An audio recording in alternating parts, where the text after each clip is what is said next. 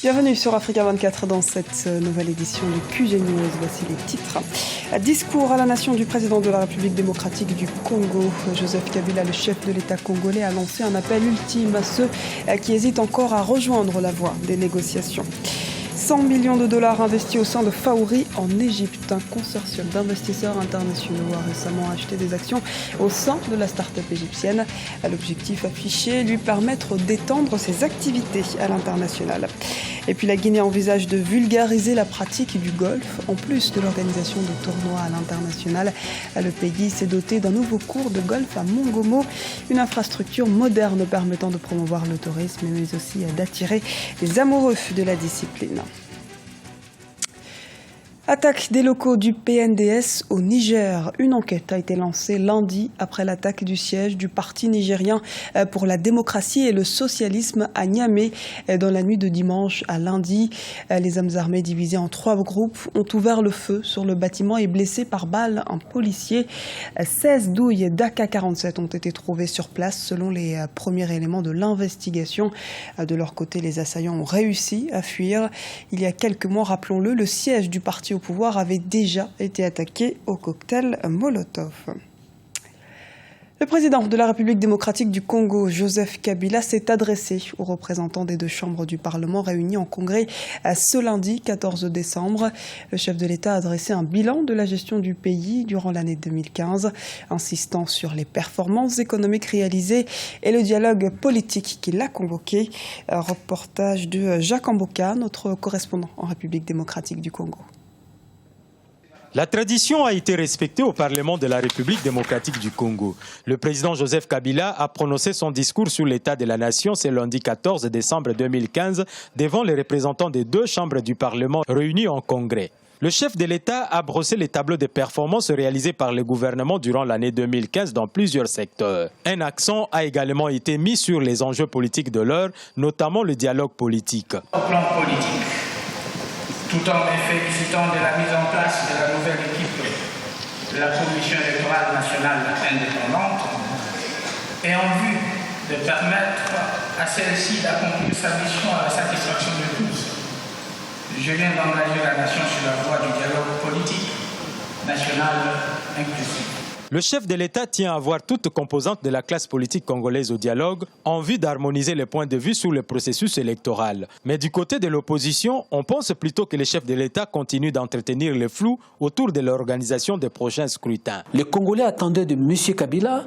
qu'il dise « J'organise les élections de manière transparente et crédible. Je vais à ce que les processus de passation du pouvoir entre moi-même, le président de la République, et le prochain président s'effacent de manière civilisée. » Nous pensons qu'en ce qui concerne le dialogue, il vient encore une fois de plus de tendre sa main vers ce qui existe encore. Et nous pensons que d'ici là, nous devons démarrer, quelles que soient les raisons, quelles que soient nos convictions, je pense qu'il est bon qu'on puisse se parler. Les groupes parlementaires de l'opposition n'ont pas assisté à la cérémonie, protestant selon eux contre la confiscation de la démocratie au sein de l'Assemblée nationale. En Égypte, les technologies de l'information et de la communication sont en plein boom. De nombreuses entreprises saisissent ainsi les opportunités offertes par le marché. C'est notamment le cas de Faouri, qui est en plein essor. La start-up vient ainsi de bénéficier de 100 millions de dollars pour développer ses activités. Les précisions de Birama Saunera.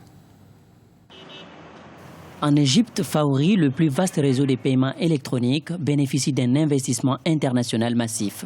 Il a reçu 100 millions de dollars d'un consortium de 3 investisseurs financiers internationaux. Faouri est un intermédiaire alertant un client par courriel ou par message texte lorsqu'une facture doit être payée.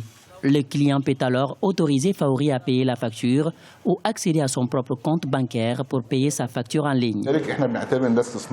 Nous avons commencé avec très peu de transactions. Nous avons célébré nos 10 000 transactions par mois. Aujourd'hui, nous en sommes à 1 300 000 transactions par jour. Cela équivaut à environ 40 millions de transactions par mois.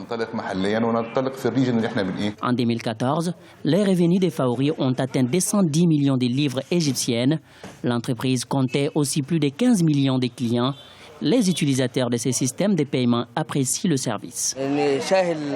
Ça m'aide parce que je ne sais ni lire ni écrire. Alors il m'a aidé en faisant immédiatement l'envoi grâce au terminal. Selon un rapport publié par le ministère de la Communication et de la Technologie de l'Information, les entreprises privées utilisant le e-commerce auraient augmenté de 38% en 2011 à près de 50% en 2012. C'est rapide et les gens peuvent l'utiliser pour acheter du crédit téléphonique, payer une facture, payer l'Internet. Ils peuvent aussi réserver un billet d'avion et des billets pour un parc d'attractions.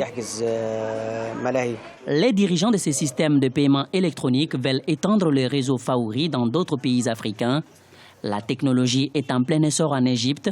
Les 12 et 13 décembre, plus de 4000 personnes se sont rencontrées lors d'un sommet. Objectif, permettre aux startups d'échanger sur le développement de la technologie avec des solutions innovantes pour un développement économique durable. En Afrique du Sud, Pravin Gordhan rassure les investisseurs. Le nouveau ministre des Finances nommé lundi 14 décembre a de suite tenté de calmer les esprits après les multiples soubresauts qui ont émaillé le ministère des Finances ces derniers jours. C'est en ce sens qu'il s'est engagé à une gestion budgétaire saine en mettant l'accent sur la bonne gouvernance, alors que de nombreux ministères sont pointés du doigt pour des dépenses abusives. La Guinée équatoriale se dote d'un nouveau cours de golf situé à Mongomo. Ce parcours ambitionne de vulgariser la pratique tout en attirant des touristes. Ce site a d'ailleurs déjà commencé son offensive en accueillant un tournoi international de grande envergure qui a refermé ses portes ce 13 décembre. Les précisions dans ce reportage de Serge Kofi, notre correspondant en Guinée équatoriale. Fin du tournoi international de golf True Actuaries ce dimanche à Mongomo en Guinée équatoriale et les vainqueurs de cette édition sont connus. 50 joueurs de différents pays ont participé à ce tournoi. Insérés dans un processus de professionnalisation, 2 joueurs amateurs se sont défendus sur le tout nouveau terrain de golf de Mongomo. L'équato-guinéen Severino Beluca s'est illustré comme l'une des révélations de ce tournoi. C'est la première fois que je parviens à participer à un trophée pareil, là où se trouvent des gens qui ont handicap 2, handicap 4 et quelqu'un comme moi qui a ne serait-ce que handicap 19 et qui parvient à participer devant ces gens. C'est pas facile de jouer avec ces gens.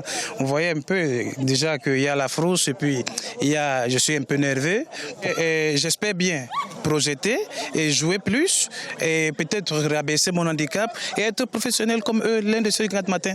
Du côté des professionnels, c'est le Nigérien André Odo-Oche qui remporte son second titre sur le circuit de golf équato-guinéen de Mongomo. Il remporte donc le trophée du Tree Actuaries avec une carte de 70-8. Il est suivi du Camerounais Bella Vondo Désiré.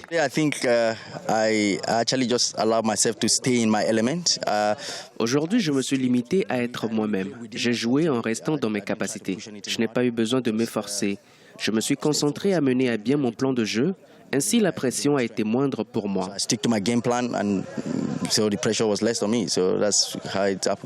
Le gagnant de cette compétition remporte une cagnotte de $15,000. Le nombre de participants à ce tournoi a triplé au fil des éditions. Avec la notoriété qu'elle acquiert, le True Actuaries porte l'ambition de devenir un tournoi de golf de renom sur le continent africain. C'était le journal de la rédaction. Merci de nous avoir suivis. Retrouvez dans un instant une nouvelle édition de l'actualité sur Africa 24.